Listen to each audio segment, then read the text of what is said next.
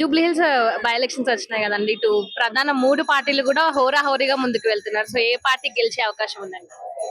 ఏ party గెలిచేది అనేది 14 తారీఖు నాడు తెలుస్తుందమ్మా. కాకపోతే ఏంటంటే మనం అనేది కొంత ఎడ్జి ఉన్నది అని చెప్పొచ్చు. టీఆర్ఎస్ పార్టీకి ఎడ్జి ఉంటది, కాంగ్రెస్ పార్టీ కూడా హోరాహోరీగా ఉన్నది. కాబట్టి ఏదైనా కొంచెం తక్కువ ఎక్కువల రెండు, అది అధికారంలో ఉన్నది, ఇది ప్రతిపక్షంలో ఉన్నది. అభివృద్ధి చేసిన పార్టీ టీఆర్ఎస్ పార్టీ అయితే, అభివృద్ధి చేద్దామని చెప్పేటువంటి పార్టీ, హామీలు ఇచ్చేటువంటి పార్టీ కాంగ్రెస్ పార్టీ. కాబట్టి కొంత మనం ప్రజలు ఇప్పటికిప్పుడే డైలమాలో ఉన్నారు. కాబట్టి జూబ్లీ హిల్స్ అనేది చాలా తెలియగల ప్రజలు, చాలా చదువుకున్నటువంటి వాళ్ళు, విజ్ఞానవంతులు, అని హైలీ క్వాలిఫైడ్ అన్నిట్లలో, బిజినెస్ లా కావచ్చు, విజ్ఞానంలో కావచ్చు, లేకపోతే ఇతర రంగాలలో కావచ్చు. కాబట్టి వాళ్ళంతా ఈజీగా బయటపడేటువంటి ప్రజలు కాదు.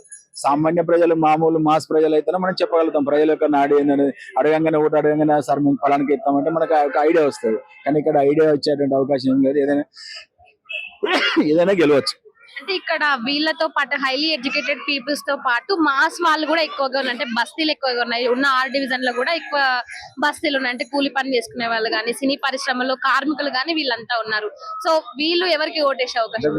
మీరు చెప్పినట్టు బస్తీ ప్రకారం అంటే మొన్న హైదరాబాద్ వచ్చింది. హైదరాబాద్ రావడం వల్ల పాపం అధికార పార్టీ కాంగ్రెస్ పార్టీ అని ఏదో అత్యుత్సాహాలు చేయకండి, కానీ అది మైనసే కదా.